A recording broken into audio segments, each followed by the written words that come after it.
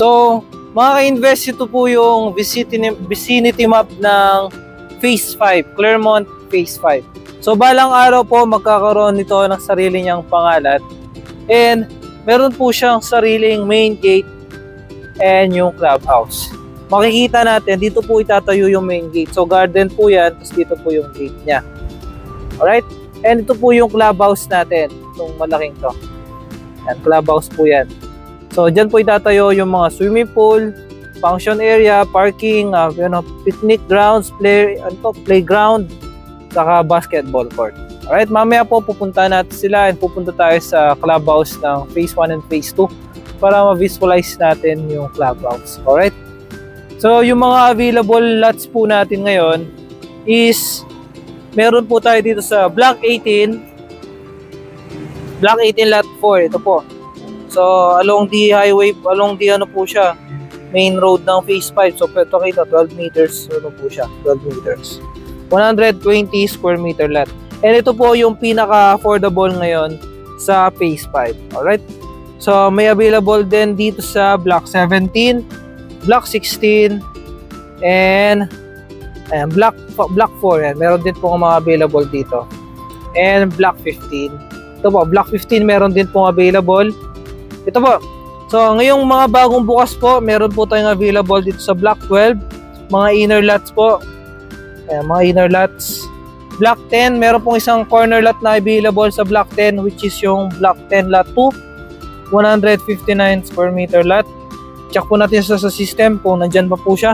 And Block 8 naman, mga inner lots. Alright. Saka sa meron po tayong reopen units na dalawa. Corner lot po, Block 15 Lot 26 and Block 15 Lot 24. So, pwede po natin siya makuha as combined lots. Alright? So, paano kung gusto natin ng mas malaking cut na lote? Ano po yung gagawin natin? So, dito po sa Clermont, pwede po tayo mag-invest ng 2 or more lots. Depende po sa gusto natin. So, pwede po tayong kumuha ng combined lots. So, dito. Kunwari po, dalawang combined lots yung kukunin natin. 129 plus 120. So, magiging 249 square meter lots po siya. Kunwari po, 4. So, dito, Block 8. 2, itong 143, 143, 143, 143. So, magiging nasa 600 plus square meter lot po siya. Yung 4 na cut na yan. Pwede po yun, depende po sa gusto natin. Alright? So, ngayon, explain ko naman yung computation sa pinaka-affordable na lote natin. So, ito po yung computation ng pinaka-affordable lots natin. So, 120. So, ayan po, pakita ko. Nakita ba? Yes. Dito, ayan. So, makita po natin, ito po yung Block 18 Lot 4, which is ito. Tara. Ayan. So, yung total value niya is 2.8 million. So, dito po, kasama na po lahat ng ano natin. All-in na po tayo dito. Kasama na po yung bank fees, miscellaneous fee, transfer of titles, doc fees, doc stamp, lahat po, kasama na po, all-in na po dyan, wala na po mga hidden charges. So, hindi na po tayo mga problema. Wala na po mga processing fee, etc. Alright?